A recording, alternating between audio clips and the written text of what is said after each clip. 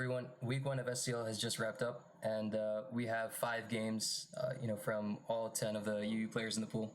And yeah, we figured, we'd go over them one by one, talk about team trends, etc., and even get into predictions for next week. And we'll cover them in order of when they actually happen. So first up, we had men's meet under the alt Askov versus Luthier. And both of these teams are pretty interesting. Like, you see the double Tornadus. Luthier had like a pretty cool concept here with like Thunderwave, Gardevoir, plus Meteor Beam, Hex, Nihilego, which was pretty cool when I tested versus it, and I thought it would be really surprising in this game, but unfortunately he ran into Celesteal, which is the steal you don't want to run into. If you ran into like Jirachi or Aegislash, it would have been pretty potent, but yeah. I think Celesteal... Yeah, what's up? I think this is a steal that no team wants to run into. Like, it's not a progress maker in itself, but it honestly walls like 90% of the tier, and it's annoying as fuck. Yeah, it is really good at stopping progress from other Pokemon. Mm-hmm. I didn't even realize that did 97. It did a lot, yeah. Acrotorn is certainly interesting. I wonder if it was like... Obviously, we didn't see it, but I really wonder if it was Defog Rotom-E. Like, it had to be, right? Alongside but at the same time, it went for Discharge. Didn't have Folds.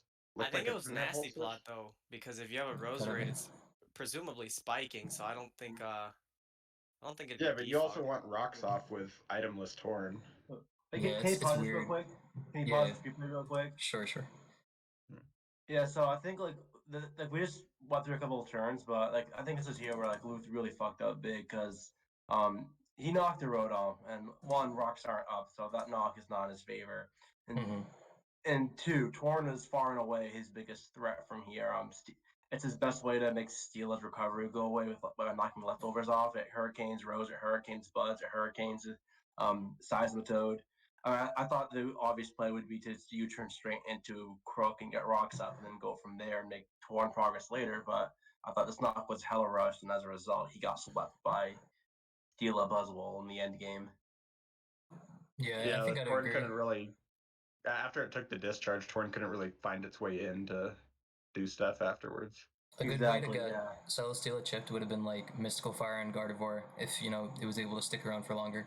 Like knock on Tangrowth or from Tornadus. So yeah, he was already on the back foot, and yeah, he definitely had to preserve any tools necessary to kind of limit that Celesteal. You're right, especially since like Meteor Beam Nihilego is out in this game, like the most consistent one. That's what he was shooting for the whole time. That's how the team's designed.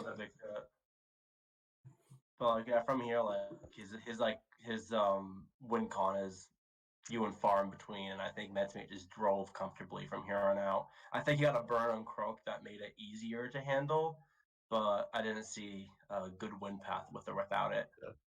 I mean, Kirk taking that Scald in general wasn't very good because this EQ here was so bad. I mean, if the moment that you risk that, there's no way you're gonna break Celesteela from here on out, honestly. From Luthier's point of view, and he is very aggressive, like we all know that, but I think he was expecting, he was expecting Ments to account for like a Tangrowth switch and maybe go to like Rotom or Roserade in advance. But he EQ. Kind of. Yeah, so like to EQ to try to catch like the Rose, I think, on the Tang. Yeah. But that's like, it's overextending. Why would you not go to Buzzwole if you're going to make a play like that? Yeah, that whole play is... ends everything. Yeah, it's definitely a force, for sure. I think he definitely overextended here. Like, Earthquake to catch the Rose, I guess makes a bit of sense, but when considering everything else, it's not a great play. Yeah, I think the moment this got Brennan was it was kind of over. Yeah. I don't see a way for Celesteela to win unless the Lego My Ego ends up getting to +1 and then critting T-Bull. If it has T-Bull, it just makes it really hard from here on out. I don't think it had T-Bull to either. It had the Steela in the I was going to say that, yeah. All right, yeah, because it's Hex, right? Yeah, so... Yeah. I'm not sure what the sequence was. Yeah. With Tangrowth versus Roserade. Because you're not really actually making any progress into Roserade. I mean, knocking it is cool. Yeah, that was weird for sure. Another key thing here, like if Crook was healthy, like this is no Giga Rose, so Crook is free to come in on Rose and start toxicking the Buzzwole perhaps or knocking it, and it's making more progress. And you can use Crook to lure in said Buzzwole, and then double into your own Tornadus and start throwing canes around. Earlier in plays, letting take the discharge just fucked up Luth's game plan, and then he lost to this demon. Yeah, you can see Celesteela putting in work. Mm-hmm. It really did. Yeah, like from here, I don't see how you win.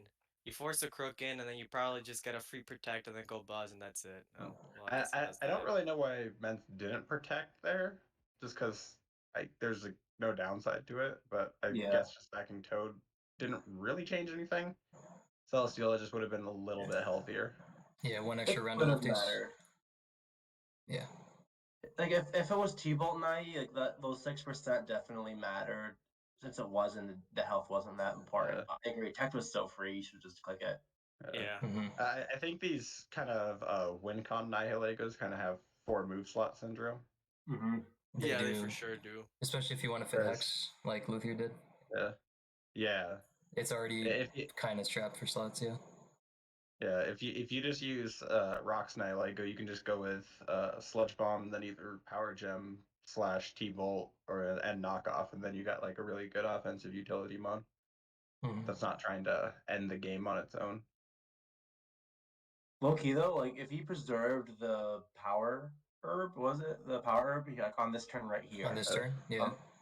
I don't have the exact count because he what's it 59%? I see.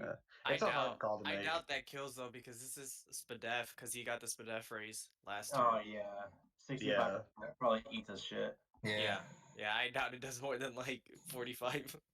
Let's check. I'm gonna calc real quick. Defensive Steela, Meteor. Oh, Meteor was like 55 max. Yeah, it didn't fucking matter. Yeah. He'd have had to get like a crit or something. Even if he did double the Tang growth, he could like threaten the knockoff from Assault Vest Tang growth and try to just chip it into range, but Steela can just protect and get out of there. And then Buzzwole can just mash buttons. Yeah, Buzzwole was a threat and a half. I feel like if Luthier played this like a bit more conservatively, like you know how he was getting damage off on the Celesteela with his Aegislash? Like if he just bought into that whole gameplay, like Nihilego could have been on the windscreen, but he definitely rushed a lot of turns. That whole endgame just wasn't possible. Never got knocked with 3 knockers is crazy. Yeah. There was so many opportunities to knock it. Right. Thunderous, Tang, Crook. Got Thundy on the mind. Thundy was definitely the big one. It's just not I think he managing just it properly. rushed his game plan, honestly. Like, the staying in on the Scald wasn't necessary. He could have tried to commit to AG earlier. Like, it felt rushed, but... I mean, Luthier didn't really have a better response to Torn from turn 1. Like, turn 1 was fine, I thought. The trade is okay. Turn 1 was fine. Talk about the Torn and the Crook stacks were not needed. Yeah, leading bad against Torn was kind of set him back a lot. I can kind of understand making like crazy aggro plays, but the thing is, I don't think he had another like that good of a lead. I guess. Nothing really wants to come into the Torn. You know, you have Nihilego, which you want to preserve for your end game. Yeah, you don't want to get knocked.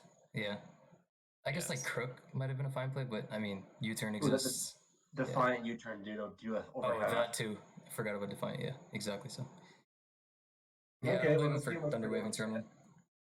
Yeah, that's pretty much it about this game. His entire team was slower than Torn too, which kind of makes it hard. Oh, it was Rock Stroke, yeah. With Protect. Did you guys notice the Earthquake Celesteela? How do you feel about that? I don't like it. Yeah, it's different for sure. I know that it got brought up in the UU Discord, or maybe it was in my team Discord, I don't remember. But someone mentioned it, and I just said, like, it's okay, but Celesteela's just so annoying for other teams. And then you have stuff like Buzzwole too, where if you have a Celesteela, you're more than likely probably going to be using it for your Buzzwole counter, that I just find it way too hard to drop Flamethrower. Yeah, Flame's good for Buzzwole. I mean, it's a check. But yeah, I mean, my big thing takes a lot of damage. My big thing I is also use Fizz Def, so with like Scizor leaving the tier, like I guess that's why that was his methodology in choosing Earthquake over Flame.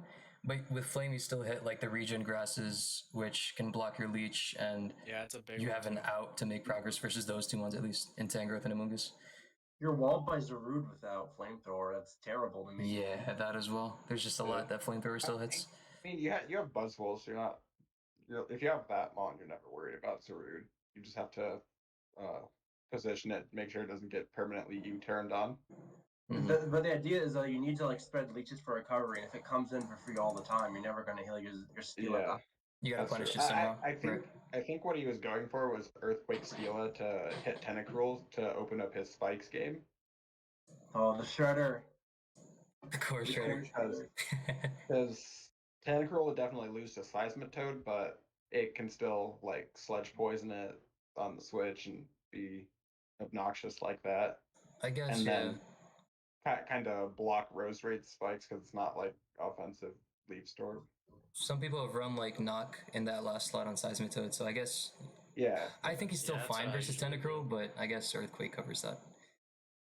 Yeah. No one's prepping for Tentacruel though. No one's building with Nobody, them down. of course.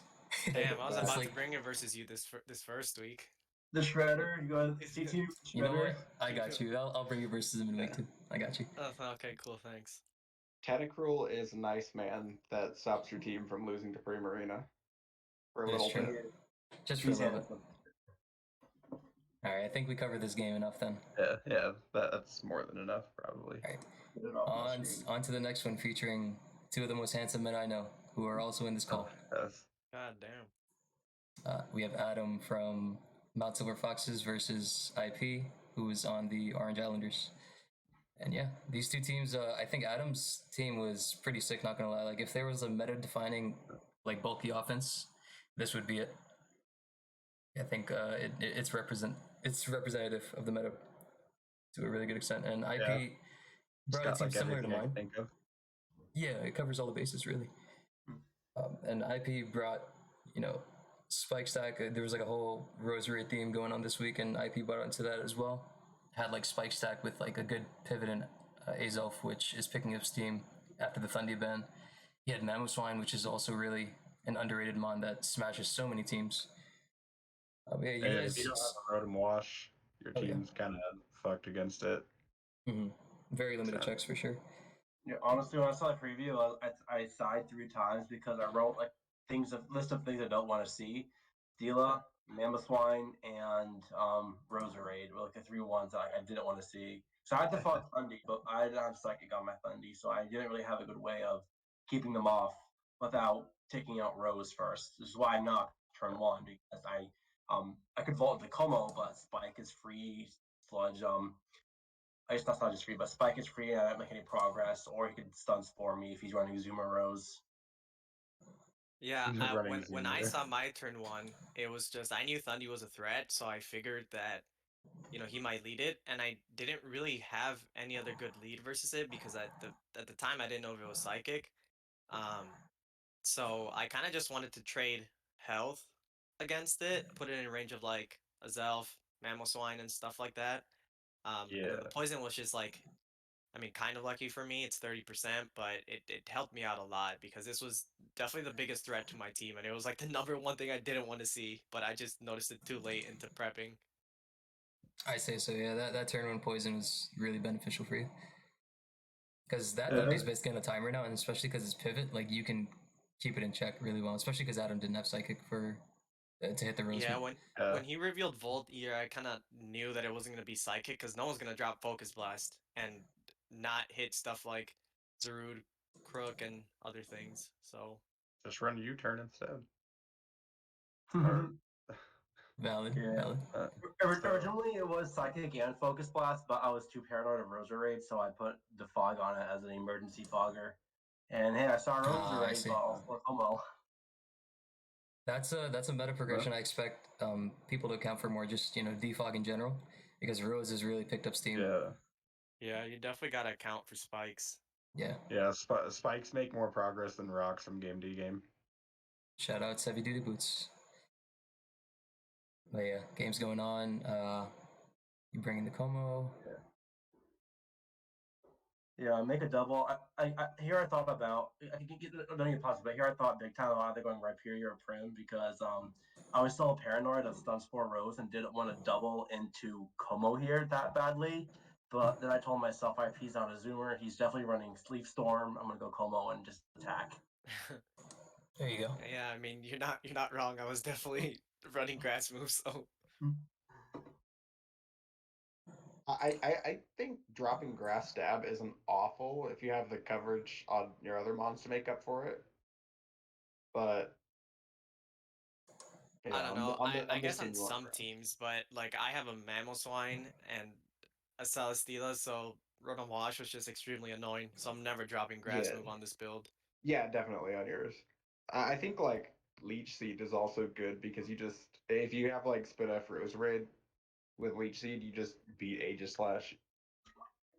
That's also a cool tech. I've used it before and it just sits on it forever. Yeah. Okay, well, this is the next two turns that like pretty much changed the game though. I visited a Zelfin and I thought it was pivot as Elf with Nocturne. So Ripe lived two sidekicks. I thought it was pretty free here. He fire blasted. I thought it was in great shape, and then the forbidden coverage move is revealed and knocks me out. It's an incredible catch because I don't Yeah. think anybody's really used that set. Like you were expert belt, right? Yeah. Yeah, I was expert belt. I don't know, like I tried the pivot one in the in test, but it's just like I was making such less progress than just having like energy ball to just hit waters, hit prim, like even hit grounds. So and like when I'm already stacking hazards, I feel like I don't need boots, you know? I have one knocker on my team in Mammal Swine, so I don't really need knock either. Mm-hmm. Yeah, and Yeah. I think the important thing with choosing a Knockmon is picking one that can knock on other targets other than Amoonguss and Tangrowth. Yeah. If you have like your own Tangrowth as the only knocker, then like it just won't actually make any progress. But then with Mammo, you're going to be knocking off leftovers from Rotom or all that kind of stuff. I think I fucked up these next turns pretty badly too because I knew this was going to be rest talk obviously and it was already something that I was expecting Adam to bring against me. Um and I leech seeded at first and I don't really know like in my mind I was kind of scared of just going to Rodon, which was kind of telegraphed, and then him going Thundy, and that's why I kept spamming Leech Seed. But I don't think I really needed to let it get this low. Yeah. Yeah. I definitely see you wanting to cover the Thundy for sure. And like the instant burn hurt, of course, but yo, just after you've lost your Roserade, you can see like even Restock Primarina, which is like a defensively based one, is like incredibly threatening to you. Yeah. It's just crazy. That's why I knocked it turn one too. The sooner Rose went off the screen, the better. Like Prim click buttons because I don't think anything to it KO'd me. Mm-hmm. Given that at the time I didn't know it was E-Belt as Elf. Definitely. Yeah, I was contemplating tricking here too, but I just thought Zarude was uh kind of freer Safer. for you. Yeah, so I didn't really want to trick and then lose a bunch of momentum because if I trick that and then you just get a free U-turn off, then I just like Homo back in and it just looks very like messy for me. It's a vortex, yeah. Yeah. This is a sequence that I regret too because I mean I don't make any progress here, and that's let Thundy die slowly. I think I should have knocked here and then vaulted out instead of trying to catch Mammoth Line. Yeah, or you could have also, I think defog might have been fine too, just straight defog, but I think Yeah. and then just vaulted after, like I said, or knocked or whatever, but I think focus was probably one of your two like big misplays this game. It was ambitious. I was terrified of Mammoth Line, like I said. It's not a thing I wanted to see, and was if you just went greed mode and hearted it in on a vault, I'd be super fucked. Yeah, that's true Yeah, too. I respect it, especially given what Mammoth Wine does to the remaining 5. Especially with Primarina low, like it was at like a little above 50 after coming in I on can't rocks. pivot in on Ice Shard because I just died the next turn. I had no Ice Shards. Yeah, I respect it. But yeah, now you see this Primarina go to work again. You're pretty much forced to go like Rotom Wash here and just Yeah. try to trick it or whittle it down some more with Volt. That turn, Yeah. I guess you were expecting the Thundy to come in on Volt, your Volt Switch again and absorb back up. So Yeah. That's why it was kind of like I guess risky play. But if you like Thundy's kind of free frame, or even if he goes to root on the mid ground, like Como just covers both. So I thought the double was kind of just the best mid ground for me. Yeah, it worked out. So good on you for making that happen. After not resting there, I think Adaam always switches out. Yeah, you definitely want to don't wanna preserve risk- as much health as you possibly can. I was low-key You don't hoping wanna- for a crit here, so I could just body press it again and fucking kill this thing. Oh man. Yeah, he gets Oh, the look rest at off that. here. It's not a bad turn. Look to at those finish. EVs. Oh hell yeah. Perfection. Uh, Oh my god. Yeah, this turn brutal. fucked me harder than anything else for sure. I thought It's that brutal. was a Yeah. great read. Yeah, once I think- saw that you had gone Zerhoot, I thought from here on out it was like cruise mode. And then I think I kind of fucked up later on too, but Yeah, he brings Primarina in again on the Yeah. Como to cover Aegis Slash. I And thought this it made just it goes to that work. turn too. Like I thought the Prim was really obvious, but it was just something that I wasn't willing to risk at that point because I thought if I go steal it, then I just get the leech seed off again. So Mm-hmm. Yeah, it was a fine play. Like you had options at that point because I think you were up at this stage of the game. You had more flexible options available to you. It yeah, gets but now I tougher miss from the here though, leech 'cause seed. I dodge a leech seed here, so it makes Steel a 2 KO from Skull, so I got lucky there, and then it puts IP in a really weird spot. Because Prim is Yeah. like gonna sit on him all game long without trading 2 of his mons. Yeah, honestly, that when Yeah. I missed leech seed, I thought I lost because I was very much banking on being able to try and protect stall this or do something with it because Thundy can't come in anymore because it's in range of poison, right?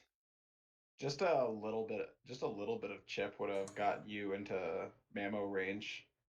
Well, at like 40% or so, which it's not hard to like rest loop you into that if you Yeah. actually hit leech. Yeah, then I think this turn was just the energy ball was just a roll. I think it's 49 minimum or like 49.5 or something. Yeah. So, but I definitely couldn't click Fire Blast there. It was Yeah, a really good that U-turn would over not there. have been the move. If you went to Como, like hard Como, like you did before on the Aegis Slash, then this Primarina would have rested up again and probably Oh would no, have been a not different rest. I would have moonblasted. I'm tricked into the scarf. I can't rest. Oh, you so I'm are? gonna Yeah. moonblast. Yeah. game. That's right. That's Yeah, right. I think in hindsight, like Adam and I talked about this turn a lot. In hindsight, I thought, or well, while I was playing, I thought the U-turn was fine because I didn't know. Like I suspected it was sneak because they didn't reveal leftovers, but I wasn't for sure because I also knew that Adam likes Spadef. And then I kind of knew that he was going to double or like maybe sack Thundy. I just didn't know what, so I thought U-turn covered the most options. But then when we talked about it, I think Adam just had no reason to not shadow sneak there. Yeah. I was afraid. My reasoning was I was afraid of hard Como because if he goes hard Como, yes, I can sack Thundy. But then what do? I have to go back to Prim. And the reason why I was afraid of is that Prim and Como is not a free kill because Mammothwine tanks Moonblast and kills me back. So Mhm. if he does that, he goes Mammo and Moonblast, then I sack another thing to Earthquake, and now I'm down 3-2. If I got the Como on the Prim double there, I would have been up a sack still, and I can sack Thundy to the incoming Mammoth line and retain the sack lead from there. That's why I didn't want to sneak initially. Makes sense. Yeah. And like you said, you sacked still Thunder dangerous. here. Oh, very dangerous. Yeah. I think you were boots, right? Because you valued the health since you're not Yeah, running I was removal on this team. boots. Yup. I just kept dying so fast with Life Orb. And then I didn't eye shard here because, I mean, it kind of came to bite me in the ass somewhat on that last turn. But since I was boots, eye shard didn't kill in 2 hits. And I didn't really want to risk the sword stance into skill shot sweep. So, Right. and then I know Adam called me stupid because he's like, who's gonna sword stance in front of a mammoth swine? But I just didn't 2-hit KO it, so I didn't want to risk that. Yeah, that's fair. You I just gotta wanted to say, limit Como by any means necessary. What were you saying, Adam? I run Cloud so hard if I sword stance in the Mammoth line, dude. There's like no justifying ever clicking that move. Right. Unless you're in an endgame that like you're forced to go for like the crash miss or something, but yeah, it's a weird Exactly. play to make in the Mammoth Swine's face. Yeah, I mean, in my head, I was I thought that I was always gonna kill this thing with Draco, so that's why I saw no downside to not eye sharding, but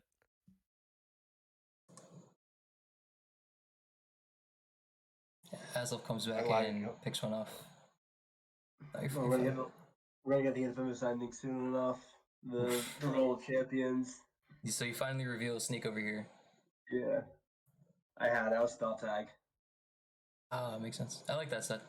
It's offensively It's a good potent for set. sure. Yeah. It killed me though, because I think Flash Cannon would have won here, but I was close combat instead of that. I see. Pain. Force you Look at that, right. that's 0. That is 0 I damage. know. Yeah, that's a Zero. bulky combo. This Pokemon is so broken. You talked about Draco, like nobody has ever run that on defensive combo before, which is really interesting to see. And like you see over here, it came in clutch in this endgame. Because Yeah, dude. Toxic lost right then and there. He Oh, needed yeah. that Draco. Mhm. I'll let the battle finish out first, but yeah, okay, And whatever. And it then ends. Dragon type Rock Blast does its thing. Yeah, So- it's tough. When I saw that, I actually put Drake on at first just for Mence, but then I noticed my Como matchup was kind of rough too. But I mean, I didn't really think of Scale Shot. But when I had calced before and I saw 93 was a min, I was like, okay, there's no way that I get like the one roll or whatever that is gonna lose me the game. And then when I did, when the battle ends and you see like the skip turn and whatever buttons at the bottom, He's when I found didn't see that come up, yeah, dude, my heart dropped and I was like, there is no fucking way that I just did 93% to this thing. That's crazy. It's And I bullshit, was- dude, because playing scales, if you're in that your stab, because like I don't know, I don't want to miss. Playing scales would have lost you the game as well. It was just that one damn move that got it. Exactly. Yeah. Clanging skills And I would have know- dropped your defense, and you would have lost to even 2 scale shot hits. Yeah, or just CC. Or But I CC. mean, yeah, it was just funny that I thought I was overthinking it before the game, but it was legit maybe like 40 minutes before the game that I switched that because I was like, I just never clicked Toxic, and I feel like Draco's just gonna save me more. Yeah. And I had like half the people that I asked telling me like, nah, just keep Toxic and Toxic the stuff that you're gonna Draco, but I'm glad I switched. Yeah, you gotta trust your gut, man. It's good that you did. There's nothing wrong with having more Salamence and Komodo coverage on any given team. Yeah, those mons are spooky. Yeah, But so yeah, close this- game. It was fun. I had a lot of fun with this game. Yeah, it came down to the wire. One of my favorites this week, for sure. Might be the favorite, actually. Yeah, we'll get into these others. Next we had Gondra versus the real Askov, not mncmt posing as him this time. And we Yes. talked about Hail in the last cast, and we knew one person had to bring it, and here it is. And we decided it was going to be us. There you go. For Hell what it's worth, aside, Como sweeps, dude. This is insane. Yeah, look Yeah, at what defensive Como does to this team.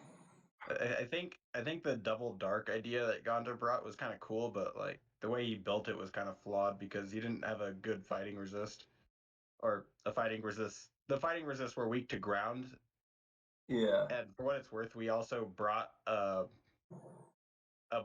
we also built a Buzzwole team, and that would have probably dominated even harder because it had like 3 points of entry. The 2 fighting resist get slaughtered by Earthquake. Mm-hmm.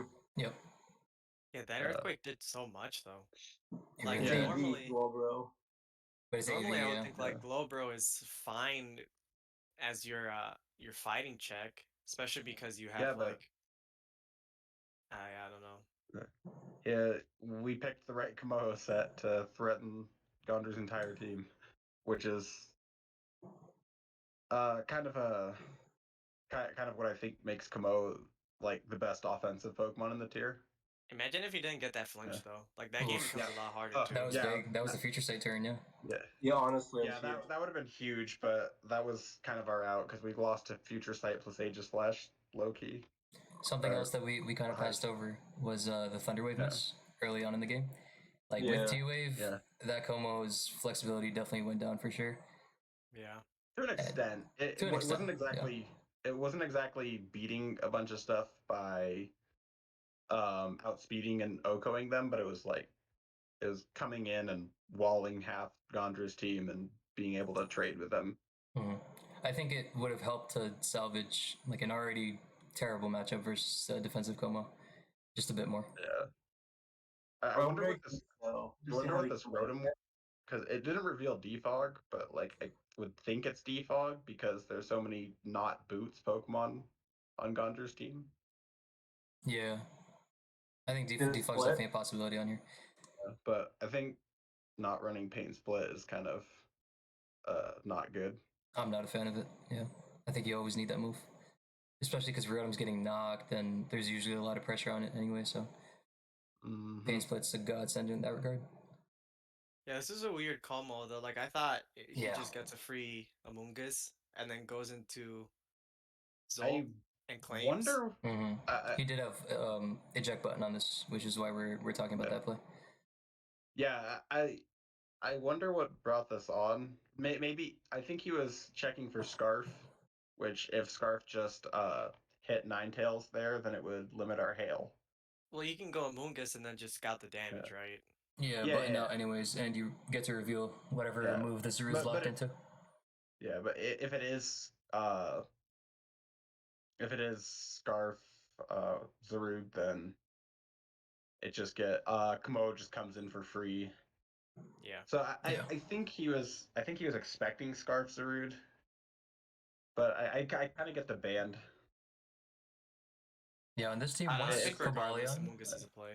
once Kabalion revealed Stealth Rock, I was like, okay, what are the Crocodile and Zeru doing on this team? And you know, one of them obviously Yeah. has to be Scarf for speed control purposes, and then the other was Yeah. free to run some sort of offensive set because that's really Yeah.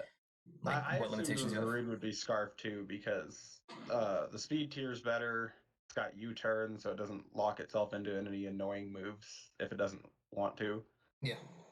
Like when Crook's revenge killing stuff with Scarf, it kind of has to like lock itself into knockoff or Earthquake, which are both exploitable. Great It's very stat moves, committal. but Mm-hmm. yeah, committal. Which is why we haven't really seen a lot of Scarf Crooks lately. Like whenever you see Crocodile, Yeah. it's mostly been some sort of rock set. Yeah, But I guess Scarf on this build is fine. Toxic set is just great at punishing a lot of.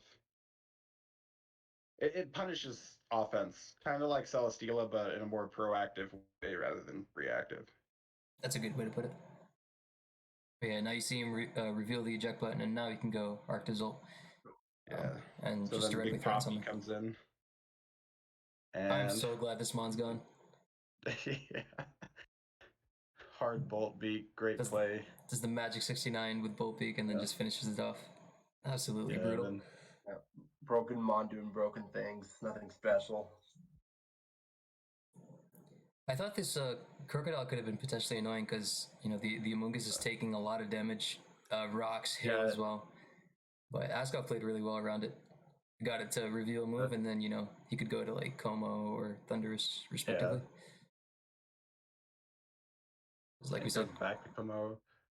mhm. That was ballsy, but also a really good move. Yeah, Yeah. Mina was clicking CC there, right? Right, he's probably expected the Amoonguss, so Lyra, it makes sense.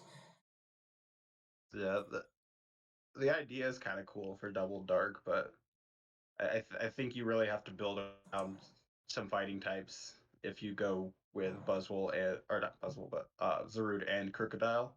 Mhm. I think this was a cool turn too, like how the Rotom just goes for pump over here, and like initially it seemed weird, but once you realize that the Thunderous is burned and obviously it just creates momentum off of any Volt Switch action. Like, I do understand why Gondra went for Hydro Pump, but just staying in here is like shutting I that think he's all just down. going for the knockoff speed, Yeah. honestly.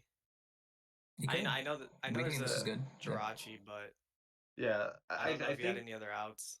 I think Askov's original plan was to take that Hydro Pump and then Healing Wish Kamo, which would have really sealed the game. For But sure. then we just dodged Hydro Pumps and we just got ourselves too far ahead to the point where Scarfarachi actually cleaned up the game. Mhm. Yeah. Like at this point, this game's pretty much over. Even that over there, like I think you were just out of range of a choice banded close combat. So you could stay over there with that luxury Yeah. because of the previously missed Hydro Pumps. Mm-hmm. Just got to use that to your advantage, and Askov did that well. Yeah, unfortunate for. God, Como's so We're so broken. Just kills Yeah. all. Oh, dude, I'm so kills. tired. I'm so tired of Komoa. IP suspected, dude. Do something as cheerleader. Yeah, yeah. I'll be right back. Yeah. It's your turn to do something about it. So this game is basically done at this point, but I don't think we Yeah. just a bit. Yeah. Like he's so But- far ahead. Yeah, Even Askov's though it was comfortable. kind of simple, I do have to say Askov played everything very well. No egregious misplays, nothing that put him behind. Mhm. Yeah. It's I mean- impressive because hail in general is like something that you have to play very precisely with. Like there's very little Yeah. room for error, right? Because you're operating on 8 turns of hail, from the get go to Yeah, get it's- like your big momentum ones going. It's Yeah, he very did- high he did risk, really high well. reward. For sure, for sure. Yeah, this Yeah, I game's mean, just this about is done. just over. He's just confirming the win at this point. The 9-tail sack, Jirachi just outspeeds Crocodile, gets the U-turn. And then I think here he reveals substitute. Yeah, Yeah. good No game. surprise Yeah. there, but Yeah, sub was just 100% free there because we just U-turn on Crook, sub on the first sleep turn, and then we can just click buttons until we win. Yep. yeah. And we said this was gonna be a short cast, and we're 40 minutes in. we're almost Still done. under an hour. Almost done. Almost Yeah. done. All right. Next, then we have Umbry versus Bushtush, and we see another Roserade over here. Another Tornadoes. yeah. Shit, Another This is Tornadoes, another This is Buzzwole. actually really similar to what we were gonna bring with Buzzwole, the okay. Buzzwole Rose Raid core.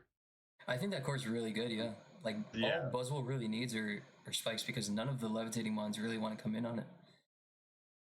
Yeah, Yes. it's just so strong, and then all of the things that can sponge its fighting moves well get hit by spikes. Weezing Galere. True. Completely forgot My about that bad. one. The Como counter. Yo, the Como counter. Not really. Time to start running like Flash Cannon or Iron Head. Anyways, onto the game. Obviously, Anyways, clanging scale. Okay. Yeah, this is kind of what I expected to start happening Mhm. in this meta, where Buzzwole just dominates. Because as you can see, Bush has like no fighting resist except for his own Buzzwole, and then as you'll see later, Umbry's Buzzwole was Rocky Helmet and his wasn't, so that gave her the edge and ended up just smashing through a bunch of stuff. I know Buzzwole is trapped for slots, but even like yeah. dual wing beat is like an option to bypass that Buzzwole versus Buzzwole matchup. Mm-hmm. I really like You what lose out on Ments though, or you do. keeping Ments out of your face at least. Yeah, there's that for Moose syndrome we talked about earlier. I really like this turn 1 play that Umbry went for, which is like T-Wave Rotom on the Como. T-Wave enables Buzzwole very, very nicely. You patch up that speed tier and allow it to do so much more. Yeah, it makes a lot of sense. I mean, you see the Como, and it's such a big threat to this team. and then that- it just gets paralyzed and Yeah, Yeah, I'm two pretty sure when pairs I was over in there. Astor's chat, I said this Como was just gonna win, like before the T wave happened, and then the T wave happened. I said, never mind, I got flamed for it. I mean, you see no fairy on the opposite side, and you just assume that Como is doing something. Okay, but consider if it was the god bulky Como that doesn't get one hit KO'd by Rotoms. True. That would never die. It's like toxics everything. It flames the Buzzwole. It just kills everything. I hate this set. I really do. I think it's worthless. The offensive rocks one that tries to do 5 different things and is bad at them all. Yeah, defensive is superior in my book too. I would agree I think with if you you're there. running offensive, instead to you either run got to run it without bullshit, rocks, you just or I like keep- sub on it. Sub lefties. Sounds interesting. I think it was like goggles or something for like a spore It would make sponge. sense. But then Makes you sense look with at it. tank growth, yeah. It has a third of its Yeah. health gone from a couple of volt switches. That health's not coming back. It can't even do 40% to a Tornadus. It's just bad at everything. Yeah. The fact that it's paralyzed is like the nail in the coffin. Yeah, exactly. Yeah. Komoa is so threatening once it sets up because if you don't have a fairy, you're just guessing which set it is. Mm-hmm. Well, not even a fairy, but specifically Primarina. Primarina is the only one that's usually bulky enough to take a hit. Oh, it wasn't Rocks Como, right? Metagross was. Metagross, yeah. I guess there's I just wonder some what- mixed set, yeah. Yeah. I wonder what it was then, because it's like Probably Poison Jab Blast, I would guess. yeah. I think I ran the Vortex. same set in Vortex. UPO. Yeah, I remember using the same set about a year ago. I think 4 attacks can be viable, but you should just use Life Orb because you really want to push the damage it does. Yeah, I can see that. Because the thing that's so threatening about a lot of the setup combos is that they also boost their defense, so it makes them really hard to revenge kill. Mm-hmm. But then if you're not boosting that way, and you're not boosting your attack power, then WYD. I just want to talk about like Metagross real quick too, because after Scizor lifted tier, like it kind of opened the doors for more steel types to be used more often, and I think Metagross has a decent niche at least. The trick Iron Ball idea was pretty cool here. That's a Yeah. throwback for sure. Mm-hmm. I like And that I a lot. mean, you hit most of the time. You're gonna hit exactly what you want to hit. Rotom The and double Celesteela. trick. The double trick. I want my Iron Ball back. And not right furious faster, which is unfortunate. Yeah, I think he was just expecting the Rotom Wash to come in. So I think Bush kind of had to cut his losses because he didn't want his Metagross to be scarred or locked into moves there. Yeah, makes sense. And that And then Buzzwole as you mirror can we see talking here, about. Mm-hmm. yeah, Buzz on Buzz violence, but then Umbree's is Rocky Helmet, so she has the advantage. Yep. And then hers just it roosts, but then it mashes close combat. Maybe she had aromatherapy on Roserade? It seems Because hard to I would fit, not. but I don't know. Could have been. I don't know. I wouldn't want to get my Buzzwole burned in this scenario.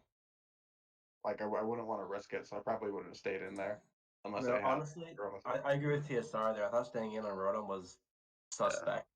Sure. It was a great read if she just close combated on a Volt Switch. Yeah, I guess I don't know.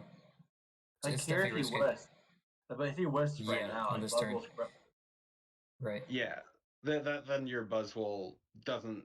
It's still never dying to anything on the opponent's team, but it's still like not threatening anymore.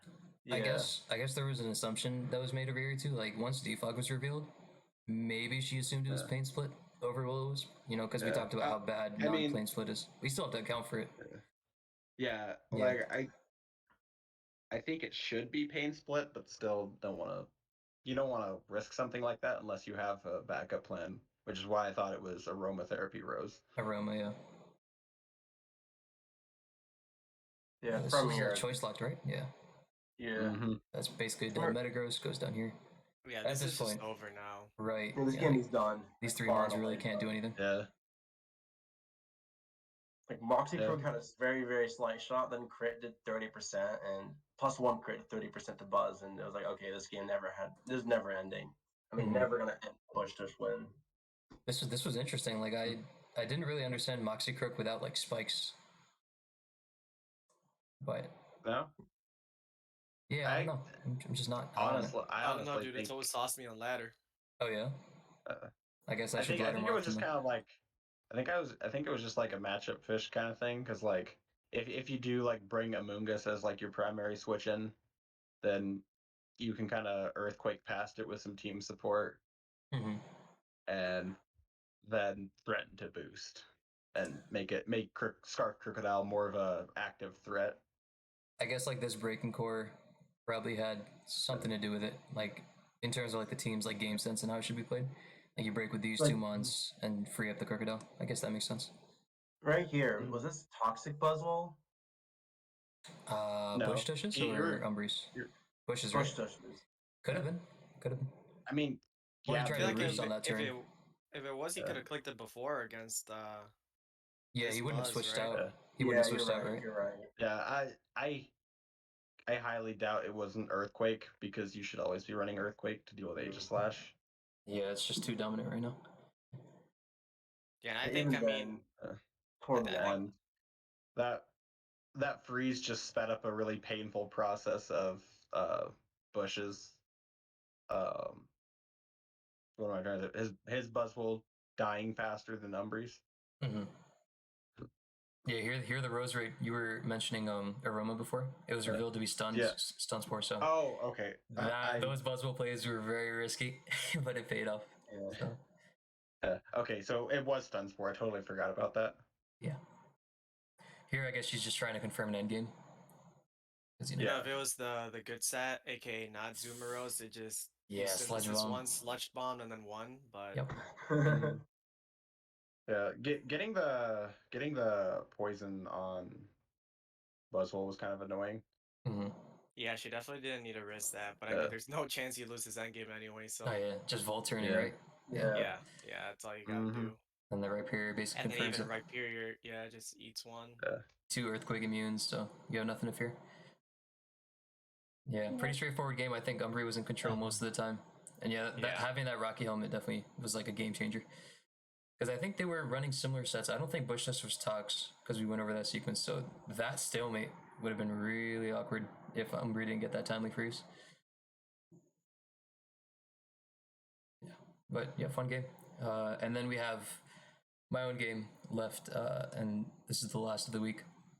So based on team preview, you can see mine is like a little similar to IP's, as we went over earlier. You know, you have that Roserade, Rotom Wash, and Azov consistency. You know, that whole spike stack theme that everybody's been catching on to, and you can see that Clark has one of his own. Clark's own Roserade had a really cool set that we'll see into this game. Oh my god, forgot to turn the music off.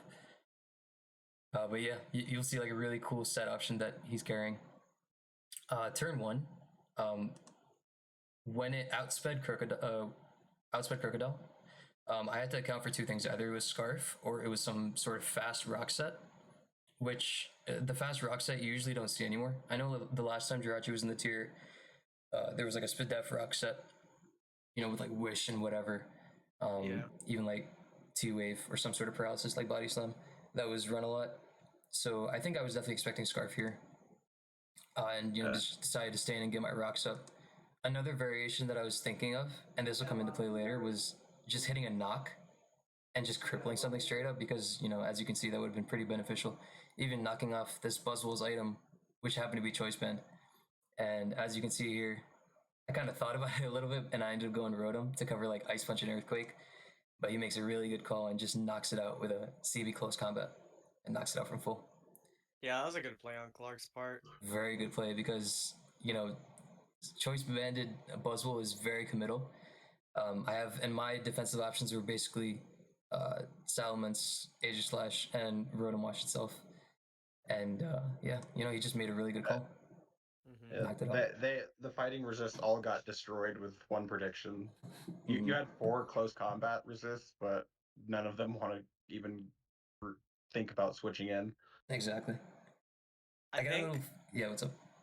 I was just gonna say, I think that this was kind of poor on Clark's part, though. I really like how he played the beginning, but then I didn't see why he needed to like with a potential DD Mens in the back. I don't see why he needed to let this take a knock and all the other shenanigans. I guess maybe he thought he didn't have a better counter than going Moltres, and he didn't want that to get knocked. But I mean, this just also seemed kind of unnecessary. I don't think that I think he could have just gone Moltres if it is rest, and then just walled the Aegislash forever and recover forever against that. So I think as we'll see, he had the Ice Beam Gastrodon. Yeah. So his game plan against Mence wasn't completely shot. He had enough bulk on it just to live like a +1 outrage, I bet, after taking rocks or something. Yeah. But if I was Still outrage dropping. Mence, yeah, it could have been dangerous if I had like a spike up. Yeah, letting Rotom drop is kind of annoying, or I don't really understand it, but at the same time, I don't think he really wanted to go Moltres too much, because knocking off boots opens it up to getting you turned on. It's taking rocks on every switch. Yeah, taking rocks, not being the Aegislash switching. And I think that was his win con all along too. It was some sort of bulky double dance set, and just keeping it at full was probably prioritized in his mind. Was it double dance or? It was, yeah. It was double dance. Yeah, he confirmed it after the game. Yeah, it was some sort of double dance bulky set. I suppose it makes sense next to Roserade, because usually you use like rest talk to sponge sleep. Over here, since the Rotom heat's pretty low. I just U-turn on it because, it's a confirmed kill. I get momentum on anything else if he preserves this as a sack. And then I go Salamence because it basically pressures out everything other than Gastrodon. And I wanted to force Gastrodon in so that I could get up some hazards with my Rose Raid, which is exactly what I pursue. Yeah, Ice Beam I is think that's your best route Yeah. for sure. He really can't mess around with Ments too much because DD will win if he just gives it one extra turn. Mm-hmm. And that's exactly what I was going for. Hazards are pretty free for you here too. For sure. It was a good Ice Beam on his part too. Covered Ments and the Rose. Anything else I could have thrown out. Here, the Shadow Ball that he throws out was very ambitious, I thought, because you had no reason to switch out. And I guess it isn't like a tech that we've seen too much. So I guess Shadow Ball makes sense because, like on the ladder, for instance, like if you're stuck in this situation and your Rose is really helpful against like Gastrodon, and it's really the only stop to it, then I guess, him wanting to, kind of threaten it out with the hopes that I preserve it makes sense for that Shadow Ball play. And yeah, Shadow Ball is not really like commonly seen either, even though it does hit Jirachi and Aegislash, which are like the two most common steals at the moment. It's gotta do a lot to them at least. Definitely. Yeah, I think even Spidef Aegislash takes like around 40 to 50 from a life orb Shadow Ball, just off the top of my head. Yeah, Rose Raid is really strong.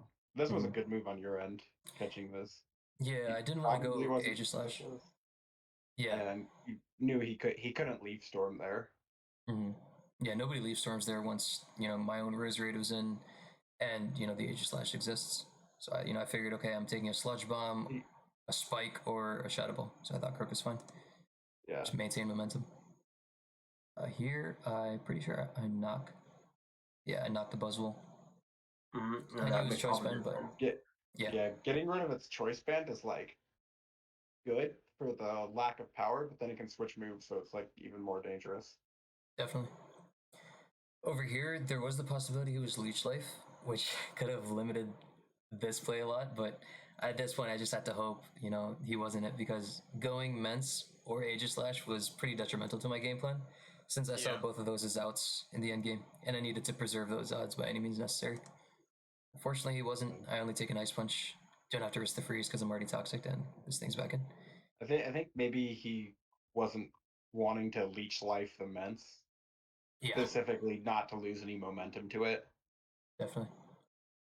I think did he confirm that he had it or not? I don't even know if he had it or not. I assume he had Earthquake for Aegislash, but I don't know what the last slot was. Yeah, it could have been Roost, honestly. Yeah, you could run Roost on CB. Yeah. Yeah, that's very true. You're still using it as a pivot, knock switching, yeah. It doesn't have removal, and it is the knock switching, so like if you can avoid quick knock, that's cool, but if not.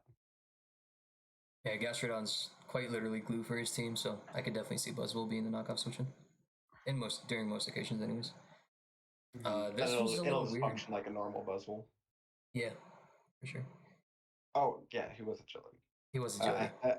I don't remember why I don't remember these things, even though I just watched this replay like 30 minutes ago. It's all right. Yeah, over here, I was fearing a Hurricane or an Air Slash. Most probably Hurricane once I saw agility. Yeah, he was Hurricane. I think Punny used it in a UU World Cup game later, and it was Hurricane. Hurricane, yeah. So I had Roar Croak just for stuff like that, Necrozma, which he's brought in the past. And I figured it'd be cool with spikes. So yeah, luckily I get more chip on the Buzzwole, and in comes the Gastrodon. This is the only thing in Salamence's way. It's kind of a thorn in Aegislash's side as well, so I figured knocking it was good. And since I saw Ice Beam, I had to consider that he wasn't Scald, because in my mind, a set that I've run before is like Toxic, Recover, Ice Beam, Earthquake, which pretty much covers all you need to. Like losing out on Scald burn opportunities is huge, but you have the rest of your team to, cover those means. So that's what I assumed he was, which is why I went for the knockoff here to kind of limit it. And he gets a freeze, which is a bit fortunate on his part.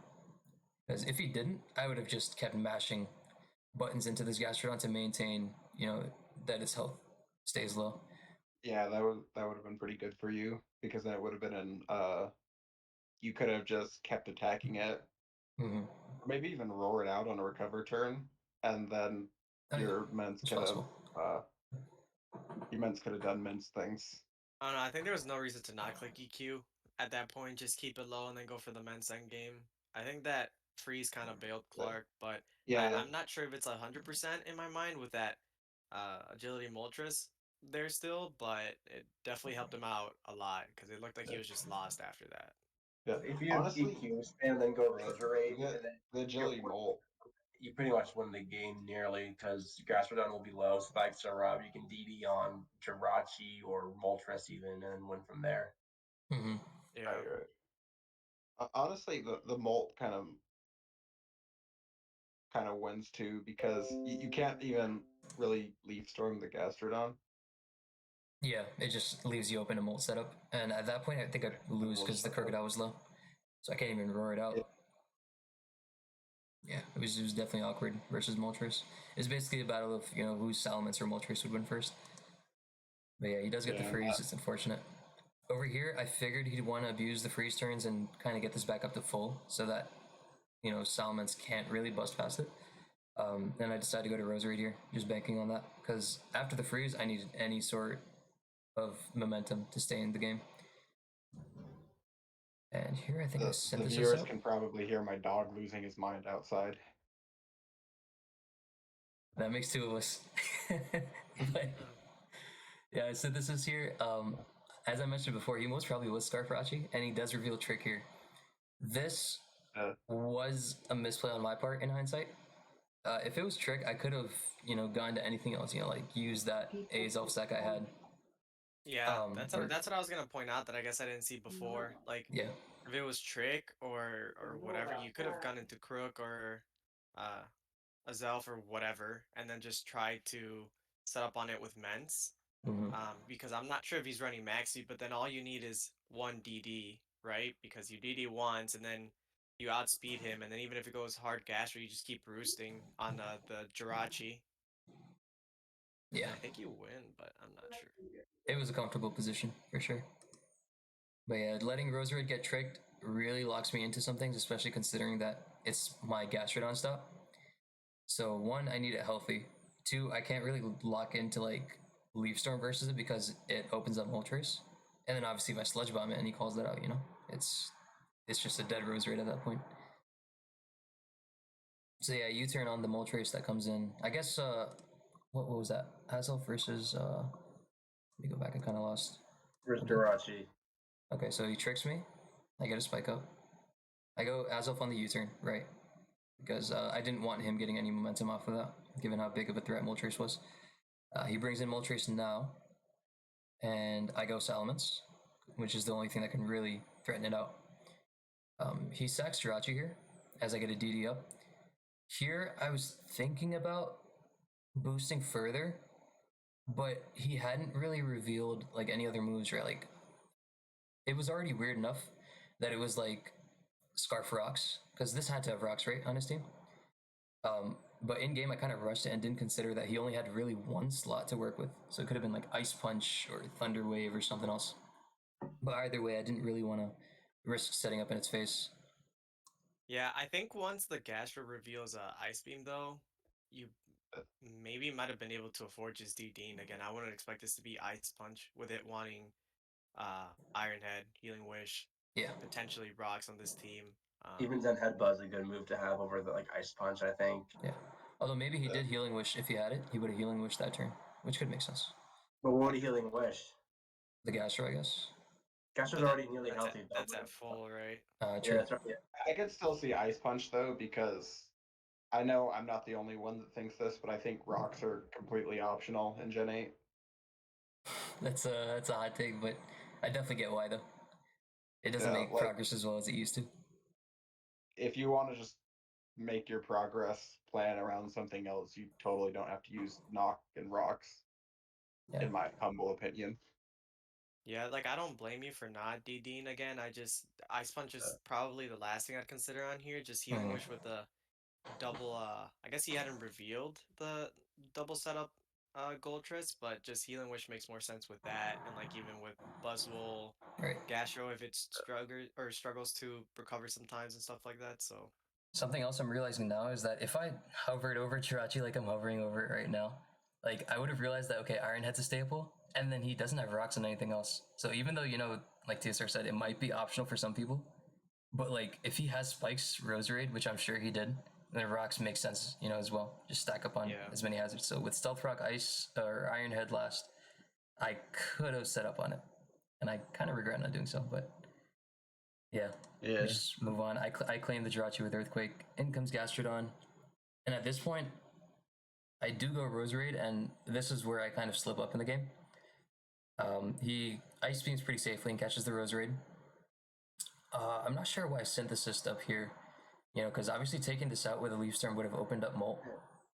And And yeah, to be honest, you probably could just dual wing beated the Gastrodon and then there. Yeah, that's what I was on gonna that say. turn. Yeah, on that turn. Because Right. if it's gonna come down to a roll anyway, you may as well go for it now. And then this being low also potentially opens and if you do end up killing it, and then you chip Goltras, then that opens up like Roserade winning too, Aegislash, whatever. So I think you could have afforded it at that point. Yeah, Keep in mind definitely that makes he's sense. not special attack invested on Goldtress too. So let's say you eat Ice Beam, you 2-hit KO Gastrodon, he's forced into Goldtress.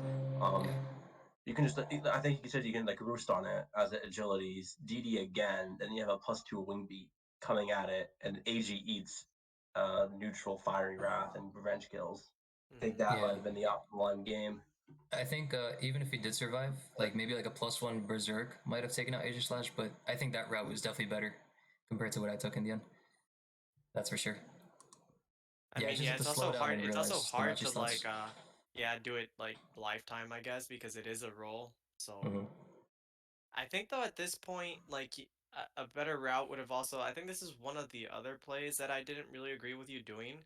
Yeah, I slipped up here. Crook is frozen, right? You get the intimidate off if it does end up. I mean, it's most obviously going to be EQ, Mhm. but then that also lets you just like sword stance on this, and I mean, it's not going to kill you. You get the damage off if you want it for men's, and then you can Goltras can't come in and Oko you bar flinch, and then you can close combat that. So Yeah, he's pretty much forced to attack it with the Gold Trace. yeah, Just a good situation overall. Were you max HP Aegislash? I wasn't. I had a some HP investment and some speed. Okay. I covered Conk Elder for some reason. Yeah, even though I never see it. But yeah. +1 Goldtress doesn't even one-hit KO 0 HP Aegislash if he's 0 special attack. He revealed to me that he was like 116 EVs with Modest, so it could have. Oh, Modest. Yeah, that changes things. Okay. Yeah. Having some special attack investment definitely made sense on a double dance set, so. And, it does. Yeah. He probably had HP for good reason too, so I respect it. But yeah, here, bring the Rosary back in after I sack Crocodile. I do miss the Leaf Storm here, which is a little beneficial for me.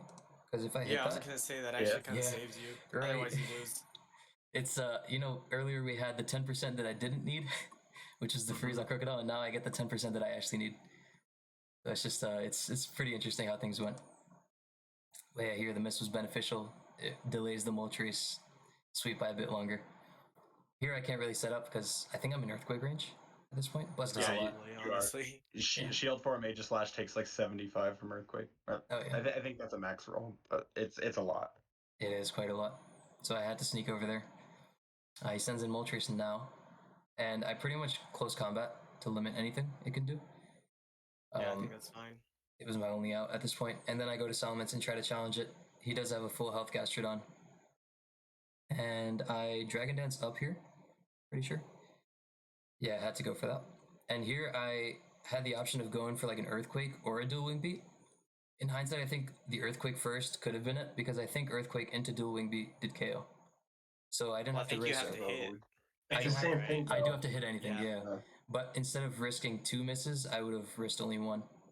So I guess if you want to analyze what I'm saying is you do a wing beat the first time, and then you just EQ the second time. So either way, you're gonna have to hit one of them. I'm gonna have to hit one, exactly. Yeah. Yeah. And then you miss. Then I miss. I also wonder. Yeah. If Agility Moltres has sped your Roserade because you're Scarf. So like if he boosts, could you have just like wing beated it? He agilities, Meds dies, and then Sludge Bomb cleans up. That's interesting. It depends on how much speed he had. Yeah, because if he's modest and with HP investment, he can only have so much speed. And Rosaries with Scarf hits like 400 and like 450 or 60. so. Yeah, So he would need to have like a bit over 200 that. and you can get greedy too with agility because there's no Scarf in this tier. You can just like creep Scarf Diggersby if you're really feeling like greedy with your HP and call it a day. Mm-hmm. Yeah, because other scarfers like I don't know, Zarud and Crocodile, for example, can't really dent you. Not unless the Crocodile's you edge. can just agility again on them. Right. Oh, Quirk might be Stone Edge, but I mean, you don't need that much investment with Goltrus either. I think I'm calculating it right now. You might only need like 64, 88 around that to outspeed. I guess it's just an arbitrary number, but I don't know how low I would go. Mm-hmm. Over here, I kind of had to hope that Sledge Bomb crit, and then I was able to, like you said, outspeed after the agility, and that he missed his hurricanes as well. Like I needed a lot of RNG to get back at that point, but he survives, after the and recovery was yeah, over. it is pretty much over. But yeah, Clark, he did get fortunate, but he did play his endgame well after getting that, so I respect that at least. And you know, he's newcomer to tours, so it's good to see him walk away with a win in week 1 at least, even if it's at my expense. But that's just how the game goes. Yeah. I think we covered that pretty well. And then to cap off the vid, we have predicts for next week. So Technical Machines versus Arena Spartans. I think that is Umbry versus mncmt, if I'm not mistaken. Mm-hmm. So who would you guys favor from them two? Because both did walk away with a win last week, but I guess it comes down to whose build you guys liked more and whose play you'd prefer. I think mncmt's build is going to be just a little bit more cracked because I said this about the Brazilians in this tour last week, that they're going to bring some interesting stuff, and it definitely worked out for him last week. Mm-hmm. So I think it's probably going to be more of a matchup issue, because I think in raw playing ability, Umbry has most of the pool beat. Yeah, I think in that regard, I'd pick Umbry by a hair. Adam, what do you guys think? I don't know, man. I think this is really close. It's very hard to pick, and they both had like very similar builds. I think Umbree's was a little more reliant on volt turning. Yeah, they both brought Tornadoes. Yeah. Tornado spikes had one at more that. like volt turn mon than mncmt. So Mm-hmm. I think I might just take the easy way out and say it's just gonna depend on the matchup, but Yeah. I don't know. It's really hard to pick. I guess if I had to pick, I might just take Umbry and Lily's creativity a little more. And when I mean like being creative, I know the Brazilians can be really creative too, but there's so much creativity that you can do before something becomes bad. So, but I don't know. I think this is honestly just a coin flip. Yeah, it's like 51-49 at best, I'd say. Yeah. Yeah, I think they're both on point, so it should be a good game. Mm-hmm. I'll go get Hard to say, so I won't. I thought he was dominant in his game against Luth, and like he just does a really good job just like punishing overextensions. He did that very well. Yeah, he did that very well in his game versus Luthier. That's for sure. All right, and then let's see who we have next. We have the Orange Islanders versus the Power Plant Dynamos, and I think PDT is coming in this week. Correct me if I'm wrong. He is. Yes, Right. sir. So it would be PDT versus Askov. And I think we'll refrain from asking IP or TSR of their opinions because they're clearly biased.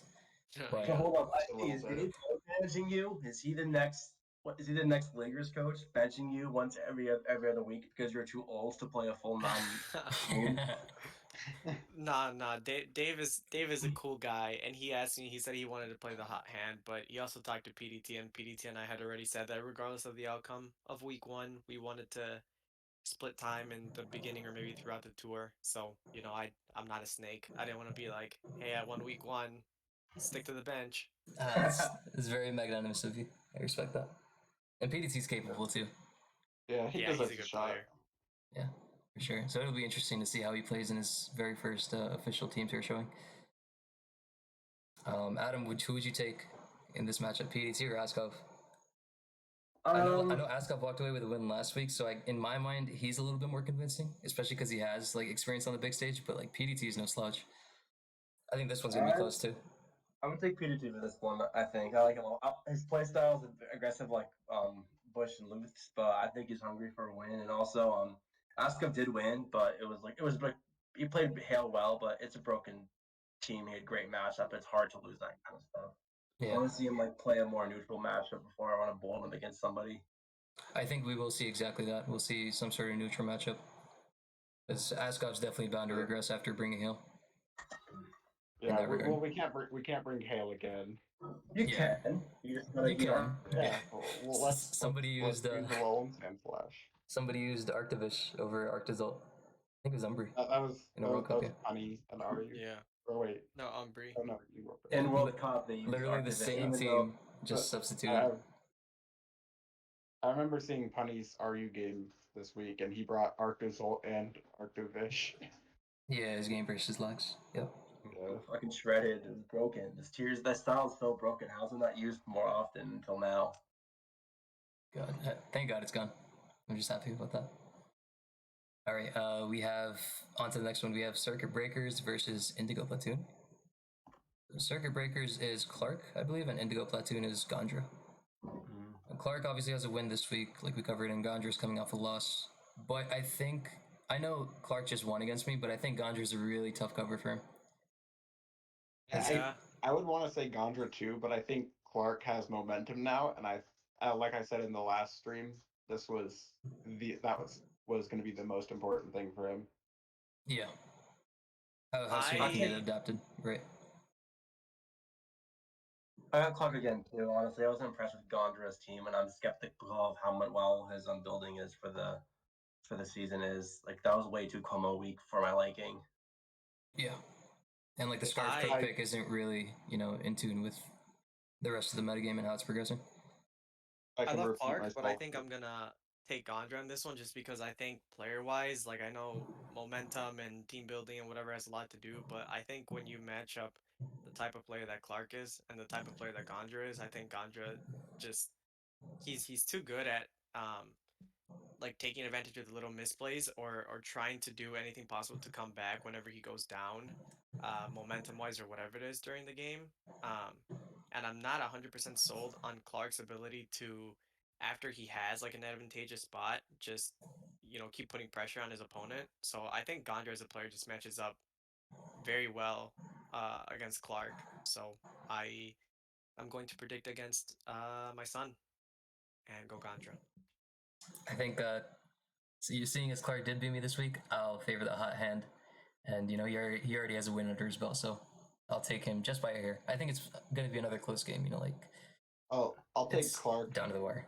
Too, based on, again, like I said, momentum, and I think if Tony is taking a more active role in building support in the EU slot, I don't know how active he is in that regard, but I think if he is more active in it, then Gondra will bring a more quality team. But his team last week had some pretty big holes in it that I think might be repeated if he's like left to his own devices.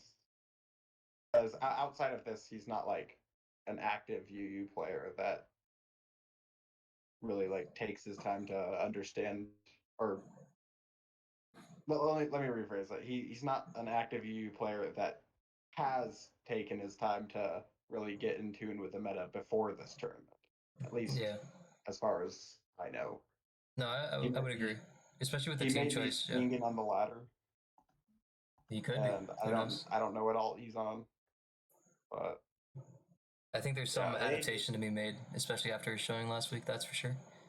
It just seemed that way. Mm-hmm. Yeah, I think the majority of us favor Clark here, so we'll lock him in. We have the Shoguns versus Studio Gible, which I believe is Bushtush versus Luthier. This one should be interesting. This matchup is heat as fuck. I'm so excited for it.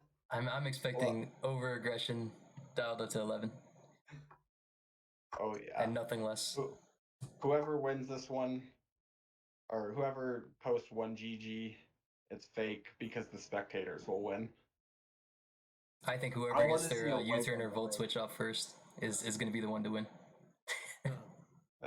Smogcast will be popping off every other turn with this game. Most definitely. I'm gonna predict Bushtush just because I don't want to leak anything, but the crack that he tested against me was too powerful, and I wouldn't be surprised if him and Carson are just like, oh hey, look, some standardish team didn't work. Let's just pull out 3 PU mons. Oh So, gosh. That's fair. I'm very Or curious now. like let's rain this week. Let's try to make stall. Actually, I don't think stall would be too good in Bush's hands. if Oh, I'm with being with honest. Hailgone, rain is actually a possibility. That's very true. It's sort of potent. Like, I'm not going to sleep on it. It's just, I think it's still underexplored at this point. But yeah, we'll see. I think I would favor Bush too, because his in-game execution this week was better than Luthier's, I would say. Luthier just kind Luthier's of team was overextended a lot. also lacking. Yeah, it wasn't the best in my opinion. Though he could have played it better for sure, but I think off of just in-game execution, I would take Bushtush here. Yeah. All right. Although, like Hog said in the prediction thread, or like during the prediction kind of tour thing in the discussion thread, he said, "You guys don't know how motivated Luthier is to not go to LC week 2." I believe it. I believe it 100%. No, Luth is really motivated. He's been hitting them for tests all week, and I know he's going to be trying hard for this. Like, I'm winning this game, even though he kind of blundered his good Pokemon last week early on. I think he'll win this one. I was impressed with Bush's tossing up Como turn 1 without scouting 2-1 Rotom. I think that was a big mistake that he should avoid. That is true. He should have avoided. Very good point. Yeah, it's always something to check for when a team supposedly gets 6-0'd by Komodo. Or Komodo. Just got to keep it healthy by any means. But yeah, I think the majority of us prefer Bush, if I'm not wrong. So we'll see. This game definitely should be a treat. Mostly. It would be in our best interest to catch it live. Let's just put it at that. Mm-hmm. And the last game of the week, it's going to be a fun one. Really looking forward to it. It's myself versus Adaam. And our games are always bangers. I always enjoy them, regardless of whether I win or lose. They're just always loads of fun. This game is basically the two washed up boomers going at it 0-1. For sure. Washed 0-1. It's going to be a shame that one of us is going to be 0-2 after this week. Yeah. Washed up boomers say possibly some of the greatest UU players of all time.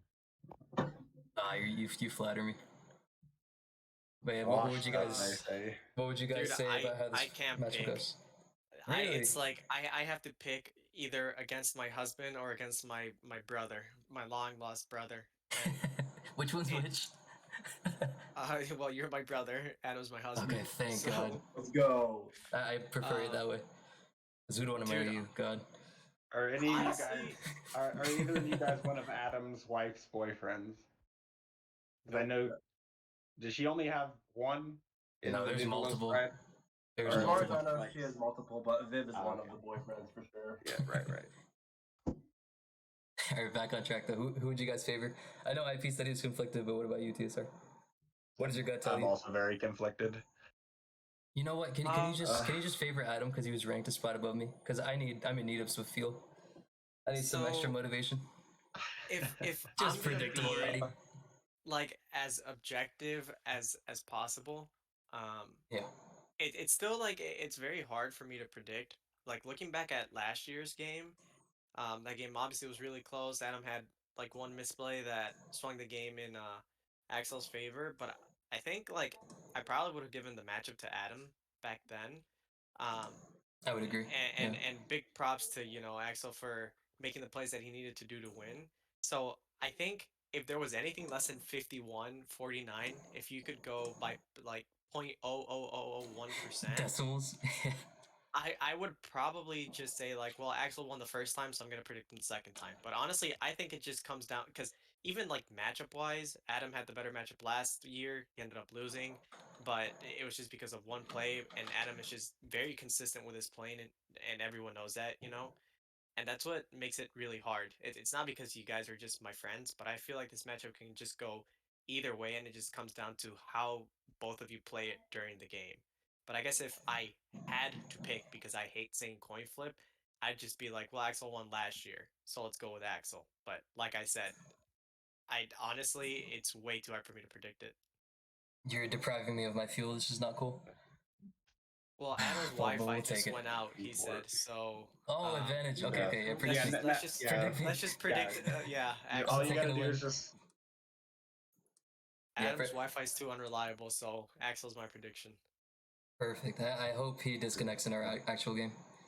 And that's the win con every time. that is the win con. I'll wait for it to drop down to 10 seconds, and then I'll frantically alert Smog Tours mods to stop the timer somehow. That's the game plan. But yeah, that All right, definitely I guess will be close one. we got a prediction. I guess we got one. Although is it- IP said everything. I think IP touched on everything that I actually wanted to say. If I Mhm. actually had to make a prediction, if I Yeah. do have to add something, to be different and cool, it would be that I think Adam's one of those guys that in the team building department, he's more willing to go out and find some niche stuff. More willing in the sense that he won't bring like what's a good example. He won't bring like Tornadoes. no. He would bring tornadoes. That's totally something he'd bring. Oh no, I'm scared. He wouldn't bring like I don't know. I give up. But in game, I It's think fine. I'd value you just a little bit more, as in like actual execution during the battle, because you always play to your outs, and you're really good at finding plays to get yourself back in the game. Last week one. But No. You know what? That's my fuel. I'll take it. I'll take it. Okay, Thank okay. you. It's just what I needed. It's Pokemon. Like no matter how hard you try to get yourself back in the game, there's just going to be some instances that you just can't. Like I Forces think outside it's your one control. if he hit dual wing beat, but Yeah. No, I get what you mean. yeah, I think if I could say something on this matchup, it would be that I rate Adam's building slightly higher than my own, which is I think exactly what I said in the first cast that we had. So I'll definitely have to strive to match his level of excellence, and in game it'll be enjoyment. Yeah. Like I very rarely get out of this game. Like I think he's one of I my think favorite people to play. I think there'll be. I think the chances of you being in a situation where you just lose and can't do anything will be astronomically low, like throughout the entire game. Like if the game came down to a 50-50, I would not be shocked at all. I'll be sure to bring it down to a 50-50 somehow then. Yeah. Well, like in the scenario that you're behind at some point and then bring it back, that wouldn't be very shocking to me. In fact, I expect it. If you are down, who knows what the game will be like? That's very true. Only time will tell. But yeah, definitely looking forward to this one. I think we covered everyone's games this week really well. We covered predictions as well. Is there anything else you guys would like to add? Nope. Looking forward to all the games. They're all bangers. For sure. I really love this week's games. And I think every week we've just got fire matchups coming right after, one another. Yeah, this pool is really good overall. It's a lovely pool, for sure. I can't stress that enough. All right, and I think that's it. Thanks to you guys for coming on, and hopefully we can get something going next week as well. Yeah. And until then, we'll try to make us. it shorter or something. Yeah, definitely shorter than this. This one ran on a bit too much, but we'll try to be better. Rambly. All right then. Until next time. See you guys later. Peace. See you guys. Boa noite.